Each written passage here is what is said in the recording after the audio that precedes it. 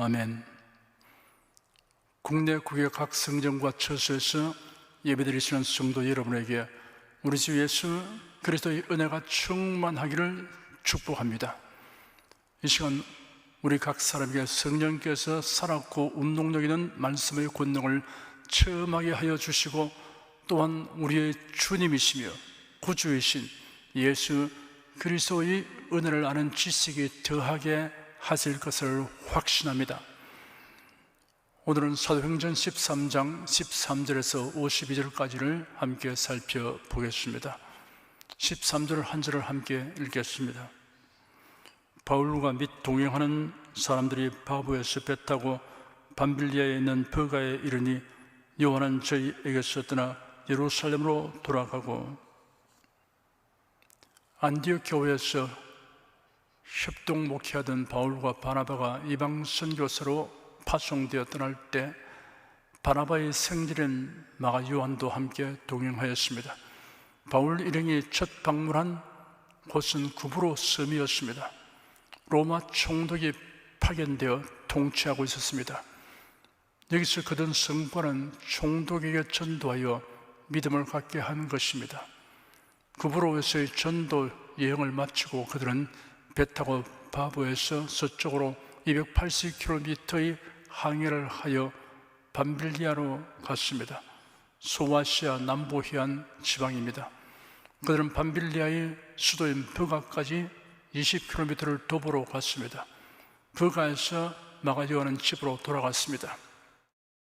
요한이 중도에 선교 여행을 포기하고 예루살렘으로 돌아가 버린 이유가 무엇인지는 여기에 명시되어 있지 않습니다.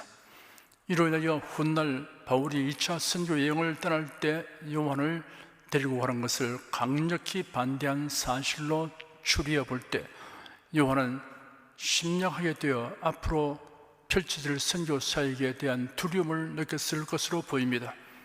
한편으로는 어린 나이에 오랫동안 집을 떠나 있으니 집이 그리워서 돌아가고 싶었던 것이었을 수도 있습니다.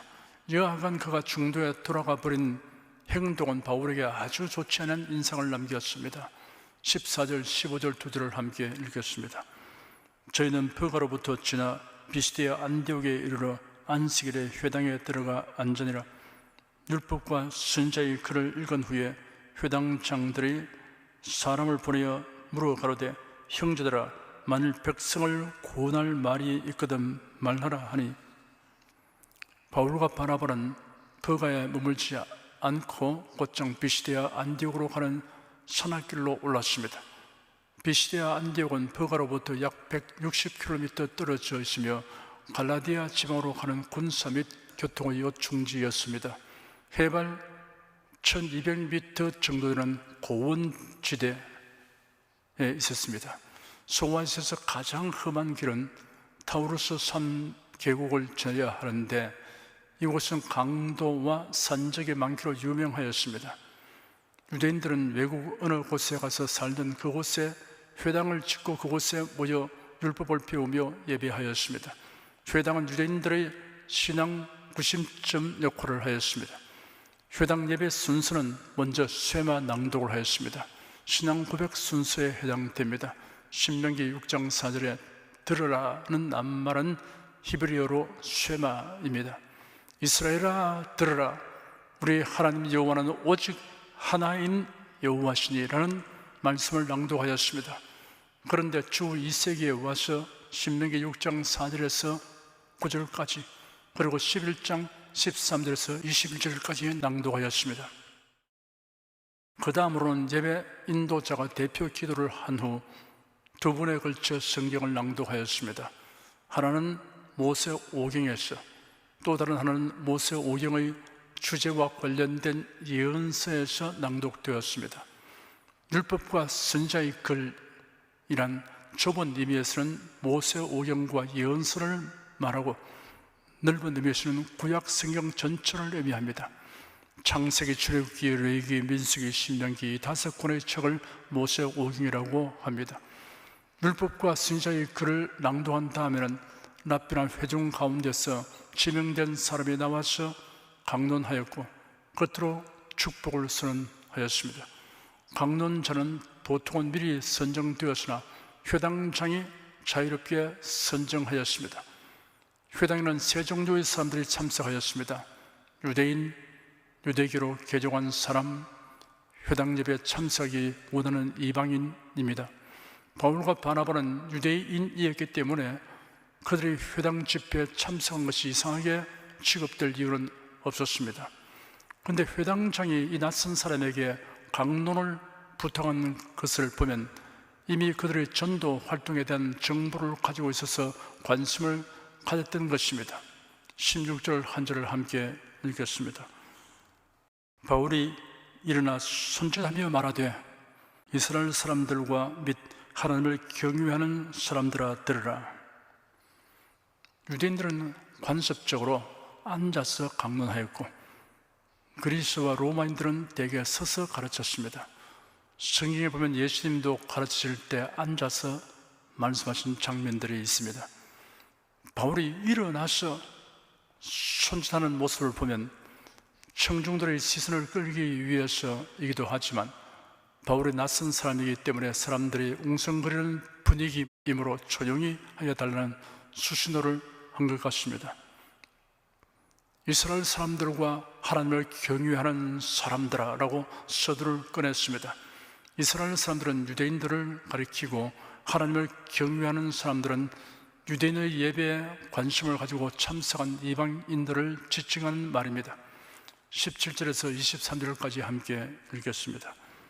이 이스라엘 백성의 하나님이 우리 조상들을 택하시고 애굽 땅에서 나그네 된 그 백성을 높여 큰 권력으로 인도하여 내사 광야에서 약 40년간 저희 소행을 참으시고 가나안 땅 7족속을 멸하사 그 땅을 기업으로 주시고 약 450년간 그 후에 선지자 사무엘 때까지 사사를 주셨더니 그 후에 저희가 왕을 구하거늘 하나님이 베냐민 지파 사람 기스의 아들 사울을 40년간 주셨다가 폐하시고 다윗을 왕으로 세우시고 정하여 가라사대 내가 이새의 아들 다윗을 만나니 내 마음에 합한 사람이라 내 뜻을 다 이루게 하리라 하시더니 하나님이 약속하신 대로 이 사람의 씨에서 이스라엘을 위하여 구주를 세우시니 곧 예수라.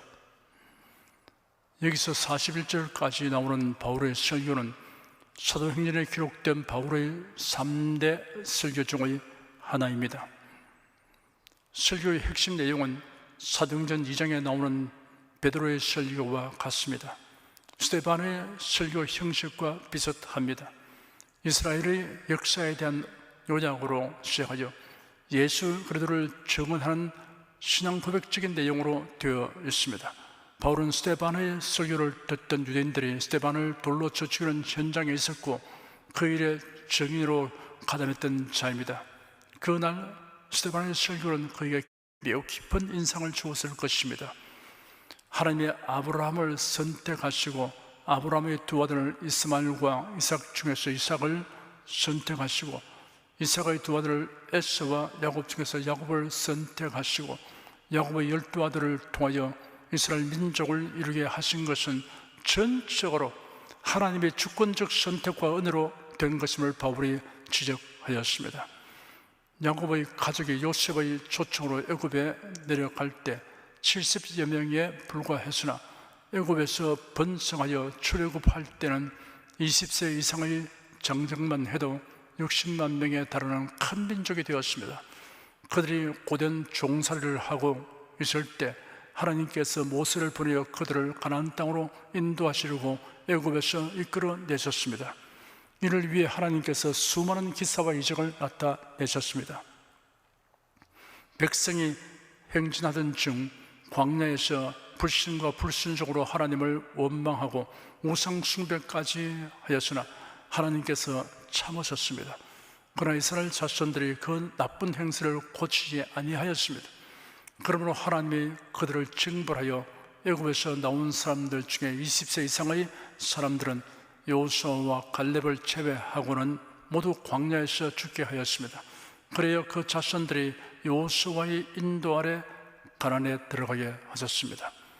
여호수아의 지휘 아래 이스라엘 자손들이 가나안 족속을 쳐서 멸하고 그 땅을 차지하게 하셨습니다. 가나안 일곱 족속은 우상 숭배와 죄악으로 찌들은 자들이므로 하나님이 멸하신 것입니다. 출애굽부터 사사시대까지 450년의 세월이 지난 후 선지자 사무엘이 통치할 당시 이스라엘 자손들이 왕을 세워 통치하도록 하여 주기를 구하였습니다. 다른 나라들이 왕권 통치하에 상설된 군대로서 국민을 지켜주는 것이 부러웠던 것입니다. 그들은 눈에 보이지 않는 하나님의 보호하시는 손길보다 보이는 왕과 군대를 의존하려고 한 것입니다. 사무엘이 설득하고 만류했으나 소용이 없었습니다. 하나님은 그들이 최선의 길을 버리고 차선책을 택한 것을 허락하여 기스의 아들 사울을 왕으로 주셨습니다. 하나님이 기쁘게 응답하시는 것과 마지못해 허락하시는 것의 차이점을 우리가 알아야 합니다. 부모가 자식이 때를 쓰면 마지못해 성장할 경우가 있습니다. 알았다, 네 마음대로 해라 라는 말은 마지못해 성장한다는 의미를 가진 대답입니다. 사울의 40년 통치 역사는 하나님을 거스를 행하는 교만과 방종의 역사였습니다. 하나님께서 사울을 폐하시고 다윗을 왕으로 세우셨습니다. 하나님이 말씀하시기를 내가 다윗을 만나니 내 마음에 합한 사람이라 내 뜻을 다 이루게 하리라 하셨습니다.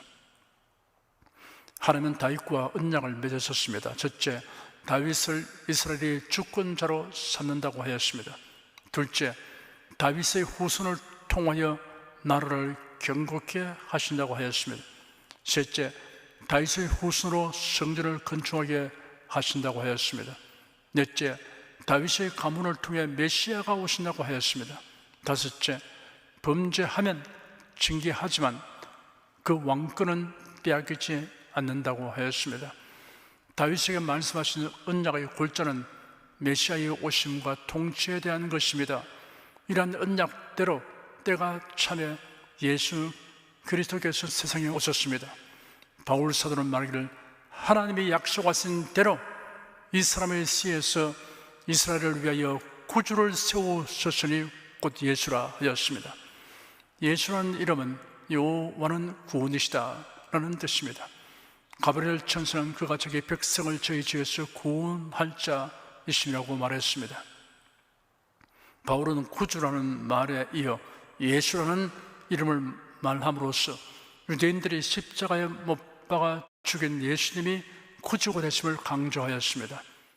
다윗의 후손으로 오신 예수가 바로 이스라엘이 기다리던 메시아라는 사실에 초점을 맞춘 설교였습니다.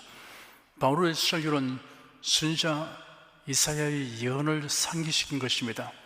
이사야 11장에 이새의 줄기에서 한 삭이 나며 그 뿌리에서 한 가지가 나서 결실할 것이요 여호와의 신 곧 지혜와 총명의 신이요 모략과 재능의 신이요 지식과 여호와를 경외하는 신이 그 위에 강림하시리니 그가 여호와를 경외함으로 즐거움을 삼을 것이며 그 눈에 보이는 대로 심판치 아니하며 귀에 들리는 대로 판단치 아니하며 공의로 빈핍한 자를 심판하며 정직으로 세상의 겸손한 자를 판단할 것이며 그 입의 막대기로 세상을 치며 입술의 기운으로 악인을 죽일 것이며 공의로 그 허리띠를 삼으며 성실로 몸의 띠를 삼으리라 라고 기록되었습니다. 요셉과 마리아가 모두 다윗의 후손입니다. 하지만 예수님은 동정녀의 몸에 성령으로 잉태되어 사람으로 오신 성자 하나님이십니다. 다윗의 후손 마리아에게 성령으로 잉태되어 오심으로 메시아의 오심이 우연한 사건이 아니며 인류 구속의 하나님의 정하신 뜻과 방법대로 된 것을 확실히 나타내게 하셨습니다. 유대인들이 정치적인 메시아를 기다리는 이유가 있습니다. 이스라엘 민족은 타민족에 이어 엄청난 수난을 겪었기 때문입니다. 그러나 성경을 편견 없이 읽으면 메시아에 대한 계시는 오해의 소지가 없으며 그 뜻이 분명합니다. 그러므로 성경을 자기 사상과 자기 욕구에 맞추어 해석하면 잘못 해석하게 됩니다. 24절, 25절 두 절을 함께 읽겠습니다. 그 오시는 앞에 요한이 먼저 회개의 세를 이스라엘 모든 백성에게 전파하니라. 요한이 그 달려갈 길을 마칠 때 말하되 너희가 나를 누구로 생각하느냐? 나는 그리스도가 아니라 내 뒤에 오신 이가 있으니 나는 그 발의 심풀기도 감당치 못하리라 하였으니. 바울은 이스라엘 역사를 아브라함으로부터 시작하여 간략하게 설명하므로 예수님이 이 생에 오신 것은 우연한 일이 아니라 하나님의 언약에 따라 세상에 보내심을 바란 구주였음을 역설하므로 이스라엘의 역사는 인간을 구원하시는 하나님의 구속사라는 사실을 드러내었습니다. 이제부터는 계속되는 바울의 설교 내용과 그 후에 나타난 반응에 관하여 살펴보게 될 것입니다. 방금 읽은 부분은 세례 요한의 역할에 대한 것입니다. 세례 요한은 예수님보다 6개월 먼저 태어났습니다. 세례 요한에게 주어진 임무는 사람들에게 예수님이 누구이신가를 소개하는 선구자 역할이었습니다. 그의 주요 메시지 가운데 하나는 회개하라는 것이었습니다. 세례 요한은 회개의 세례를 전파하고 행함으로써 예수 그리스도의 길을 예비하는 사명을 완수하였습니다. 그가 30여 년의 짧은 세계를 살았지만 그 달려갈 길을 온전히 역주하였습니다. 요한이 그 달려갈 길을 마쳤다라고 표현되어 있습니다. 달려갈 길이란 인생 여정을 말합니다. 사도 바울이 만년에 자신의 지나온 삶을 회고할 때 이와 같은 표현을 하여 나의 달려갈 길을 마치고 라는 말을 하였습니다. 그 당시 세례 요한의 활동이 미치는 영향력이 매우 컸으며 그 위험은 압도적이었습니다. 그의 추종자들이 늘어나고 인기가 크게 치솟아도 그런 자기의 사명에 충실하였습니다. 나는 그리스도가 아니다. 내 뒤에 오신 이가 그리스도다. 나는 그의 신의 끈을 풀기도 감당치 못할 사람일 뿐이다 라고 말했습니다. 세례 요한은 자신의 정체성을 확실히 알고 또 사람들에게 이를 분명하게 말했습니다. 26절, 27절 두 절을 함께 읽겠습니다. 형제들, 아브라함의 후예와 너희 중 하나님을 경외하는 사람들아, 이 구원의 말씀을 우리에게 보내셨거늘 예루살렘에 사는 자들과 저희 관원들이 예수와 및 안식일마다 외우는 바 선지자들의 말을 알지 못함으로 예수를 정죄하여 선지자들의 말을 응하게 하였도다. 바울이 회당에 모인 사람들을 향해 형제들, 아브라함의 후예와 너희 중 하나님을 경외하는 사람들아 라고 말하여 청중의 주의를 환기시키고 있습니다. 유대인들을 가리켜 아브라함의 후예라는 호칭을 말하여 자신들의 조상 아브라함에게 주어진 영원한 언약을 상기하도록 하였습니다. 그리고 하나님의 보내심을 받아서 오신 구원의 말씀이 예수님이라는 사실을 지적하였습니다. 예수께서 전파하신 말씀은 구원의 말씀입니다. 그뿐 아니라 예수님이 곧 하나님의 말씀이며 구원의 말씀입니다. 예수님의 삶 전체가 구원의 메시지입니다. 그런데 유대인들은 그리스도에 대하여 증언하고 있는 성경을 안식일마다 읽고 듣고 암송하면서도 그 참뜻을 알지 못하고 그들 가운데 오신 그리스도를 정죄하고 죽이는 데 앞장섰다는 사실을 지적하였습니다. 바울은 유대인들의 악함을 고발함과 동시에 이런 성경에 예언된 대로 된 것이라고 말했습니다. 28절에서 31절까지 함께 읽겠습니다. 죽일 죄를 하나도 찾지 못하였으나 빌라도에게 죽여달라 하였으니 성경의 저를 가리켜 기록한 말씀을 다 응하게 한 것이라. 후에 나무에서 내려다가 무덤에 두었으나 하나님이 죽은 자 가운데서 저를 살리신지라. 갈릴리로부터 예루살렘에 함께 올라간 사람들에게 여러 날 보이셨으니 저희가 이제 백성 앞에 그의 증인이라. 유대인들이 예수님을 정죄하여 빌라도에게 넘겼으나 빌라도가 예수님을 심문하고는 죄가 하나도 없음을 알았습니다. 그러나 유대인들이 예수님을 십자가에 못 박아 죽여달라고 외쳤습니다. 그래야 예수님은 십자가에 못 박혀 죽으시고 무덤에 장사되었으나 다시 살아나셨습니다. 이 모든 일이 성경에 예언된 대로 이루어진 것이라고 사도 바울은 역설하였습니다. 부활하신 예수님은 여러 날 동안 많은 사람에게 나타나셨으므로 예수님의 부활에 대해서는 많은 목격자들이 있으며 그들이 증인이라고 하였습니다. 32절에서 37절까지 함께 읽겠습니다. 우리도 조상들에게 주신 약속을 너에게 전파노니 곧 하나님이 예수를 일으키사 우리 자녀들에게 이 약속을 이루게 하셨다 하미라. 시편 2째 편에 기록한 바와 같이 너는 내 아들이라 오늘 너를 낳았다 하셨고, 또 하나님께서 죽은 자 가운데서 저를 일으키사 다시 세금을 당하지 않게 하시기를 가르쳐 가라사대 내가 다윗의 거룩하고 미쁜 은사를 너에게 주리라 하셨으니, 그러므로 또 다른 편에 일러시되 주의 거룩한 자로 세금을 당하지 않게 하시라 하시느니라. 다윗은 당시에 하나님의 뜻을 쫓아 씁니다가 잠들어 그 조상들과 함께 묻혀 세금을 당하였을 때 하나님의 살리신 이는 세금을 당하지 아니하였나니.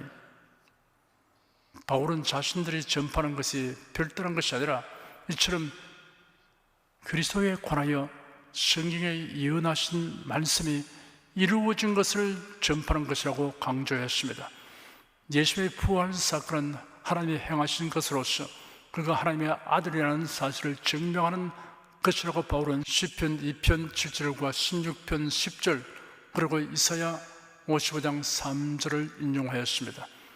다윗이 주의 거룩한 자로 세금을 당하지 않게 하시라는 말씀이 다윗의 시편에 있으나 다윗에게 적용되는 것이 아니라 예수님에게 적용된다는 것을 설명하였습니다. 다윗은 죽어 장사되고 그 몸이 썩어진 반면 예수는 부활하시다는 사실이 이를 증명하는 것이라고 하였습니다. 38절에서 41절까지 함께 읽겠습니다. 그러므로 형제라 너희가 알 것은 이 사람을 힘입어 죄 사함을 너희에게 전한 이것이며 또 모세의 율법으로 너희가 의롭다 하심을 얻지 못하던 모든 일에도 이 사람을 힘입어 믿는 자마다 의롭다 하심을 얻는 이것이라. 그런즉 너희는 선지자들로 말씀하신 것이 너희에게 미칠까 삼가라. 일렀을 때 보라 멸시하는 사람들아 너희는 놀라고 망하라. 내가 너희 때를 당하여 한 일을 행할 것이니 사람이 너에게 이럴지라도 도무지 믿지 못할 일이라 하였느니라 하니라. 바울은 자신들이 전하려고 하는 메시지의 결론을 말했습니다. 예수 그리스도로 말미암아 죄사함 받고 의롭게 된다고 했습니다. 예수 그리스도를 믿는 자마다 이런 은총을 얻게 된다고 했습니다. 그러나 이 구원의 말씀을 멸시하고 거부함으로 멸망하게 될 사람들이 있을 것이 예언되어 있다고 하였습니다. 지금까지 바울의 설교 전체를 다시 요약하면 다음과 같습니다. 이스라엘의 역사는 예수 그리스도에 대한 언약과 그 성취의 역사입니다. 예수 그리스도의 오심, 죽으심, 부활은 예언된 말씀의 성취입니다. 예수 그리스도를 믿는 자마다 죄사함 받고 의롭게 됩니다.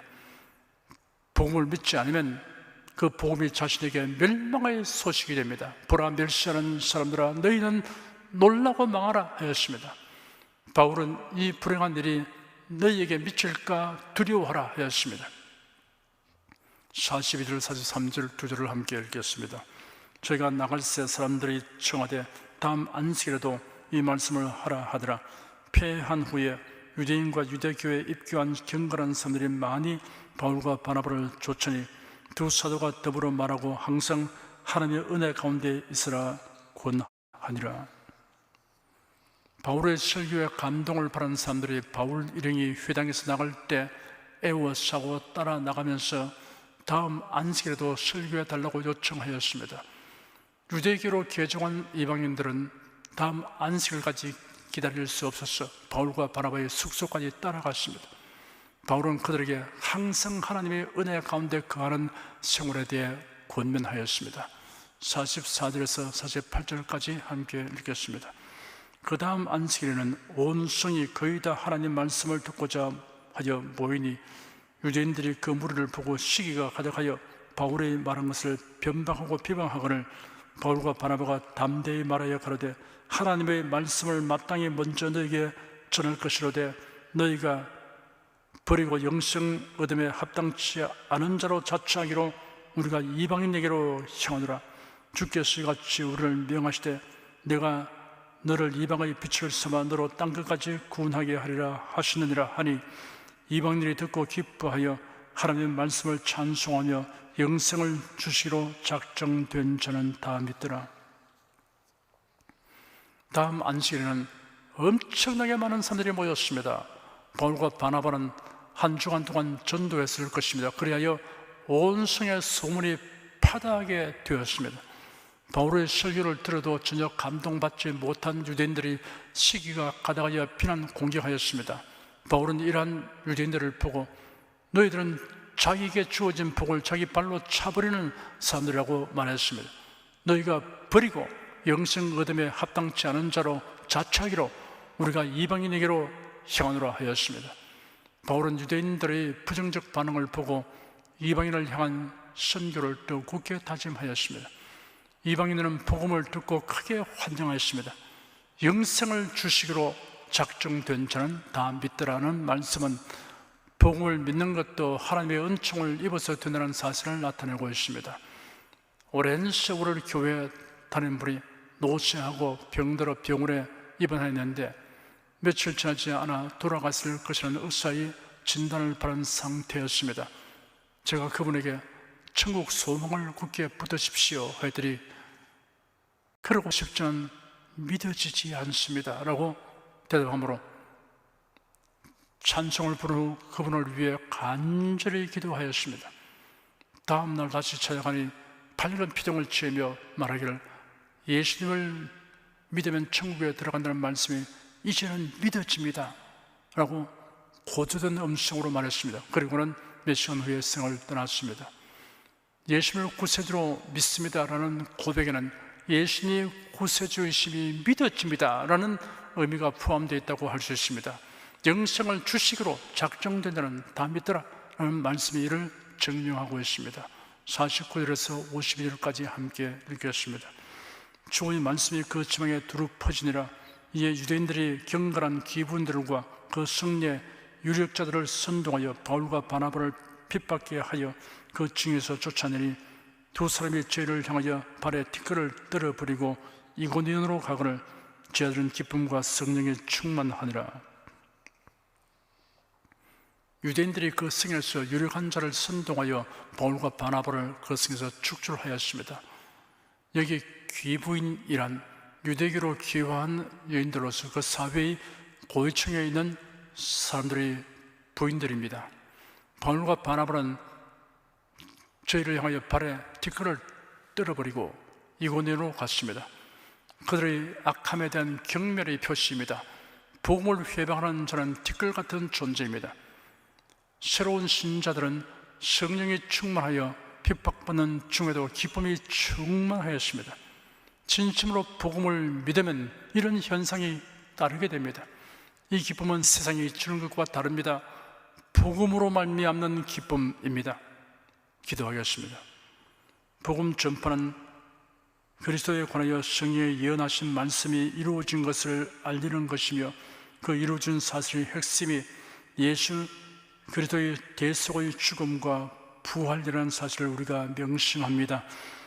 복음은 듣고 믿는 자에게는 한없는 복과 은혜의 소식이지만 불신하고 배척하는 자에게는 멸망의 소식이라는 사실 역시 명심합니다.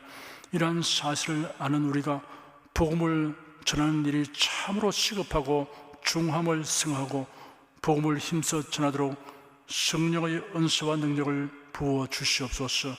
예수 그리스도 이름으로 기도드립니다. 아멘. 찬송가 519장을 부르십시다.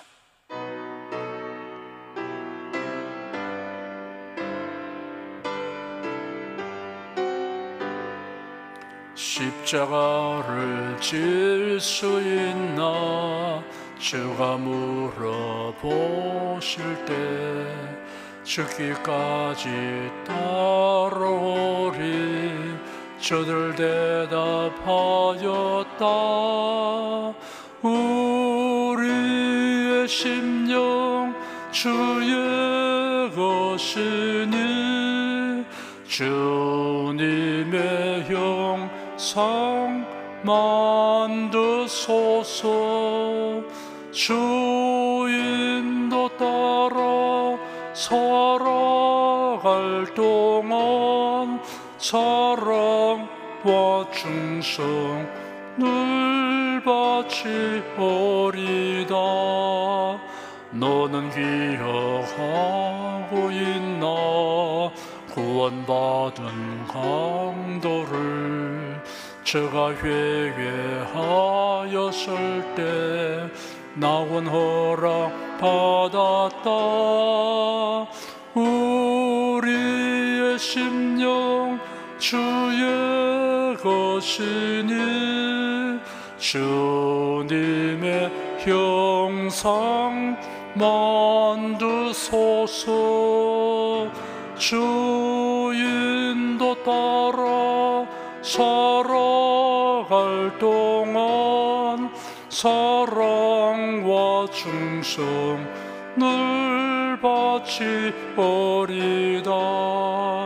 주께 내 혼 맡기겠나 최우승 네 믿으며 걱정 근심 모든 그늘 너를 둘러 덮을 때 우리의 심령 주의 것이니 주님의 형상 만드소서.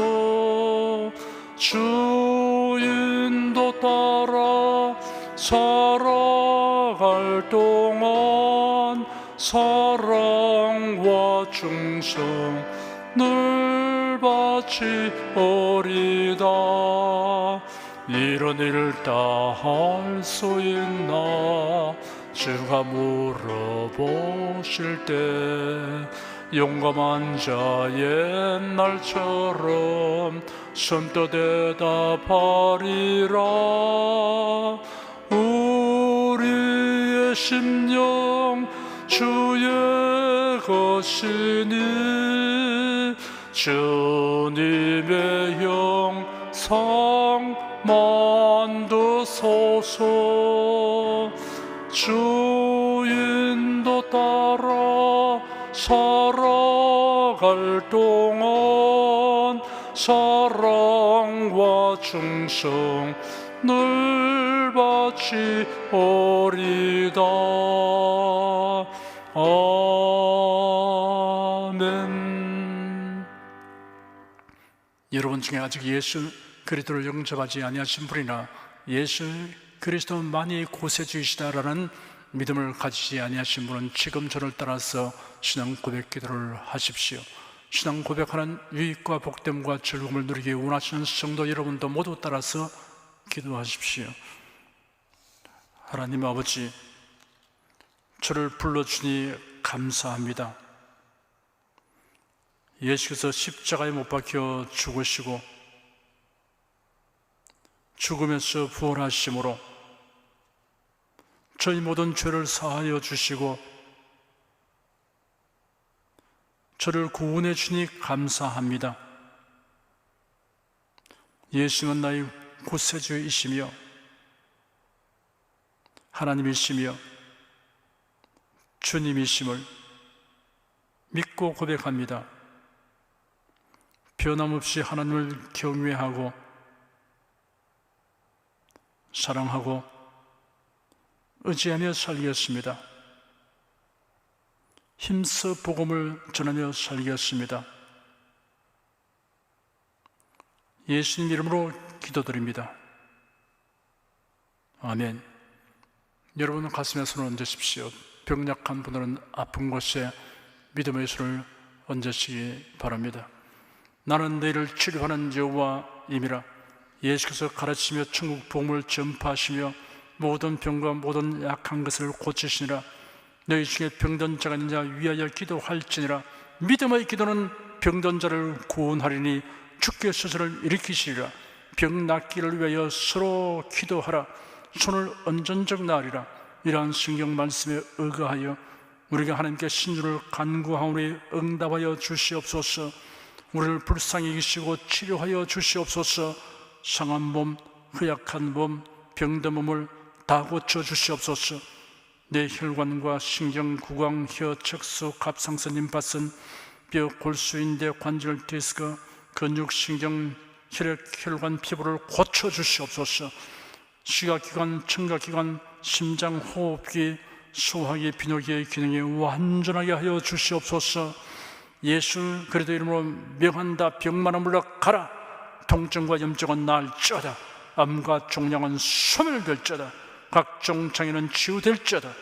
예수 그리스도의 대속의 은혜와 언약에 의지하여 명령하고 축복하느라 모든 병과 모든 약함은 치유될지어다. 지금 낫게 될지어다. 순식간에 나을지어다. 병약의식은 제거되고 건강의식으로 충만하게 되라. 생활에 당하는 풍파는 고야고 잠잠하게 되라. 슬픈 일을 당한 성도들에게 주님께서 손내밀어 붙들어 주시고 주님의 음성을 들려주시옵소서. 슬픔보다 더 큰 위로가 임하여 속히 극복하게 하여 주시옵소서. 우리가 모든 일에 항상 모든 것이 능력하여 드리고 베푸는 일을 풍성하게 행하도록 은총을 베풀어 주시옵소서. 우리에게 지혜와 명철을 주셔서 모든 일을 바르게 분별하고 판단하며 선택하게 하여 주시옵소서. 어쩌나 오늘이나 동일하신 예수께서 지금 우리를 긍휼히 여기시고 용서하시고 치유하시며 우리가 믿고 구하는 것에 넘치도록 응답해 주시니 감사합니다. 주 예수 그리스도 이름으로 기도드립니다. 아멘. 내 믿음대로 될지어다. 기쁘고 감사한 마음으로 예물을 드리십시다.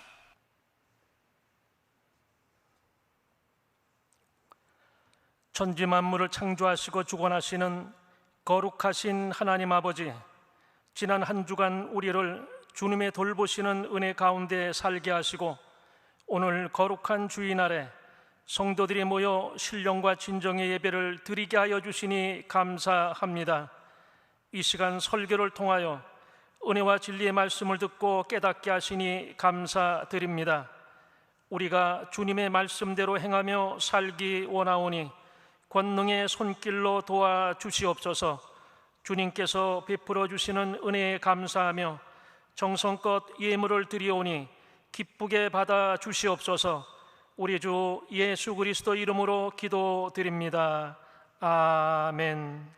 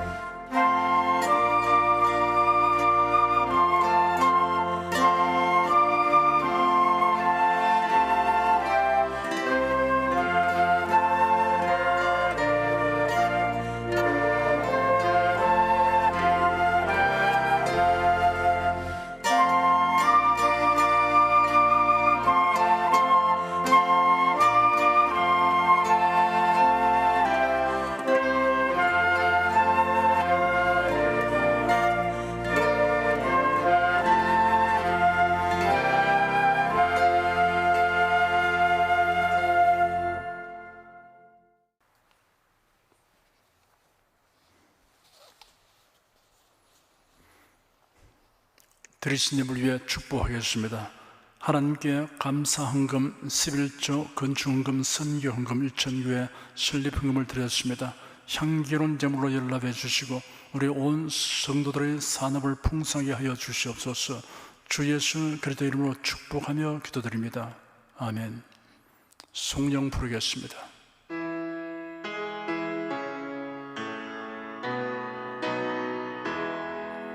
성부 성자 성령께 찬송과 영광 돌려보내세. 태초로 지금까지 또 영원 무궁토록 성삼위께 영광 영광. 아멘.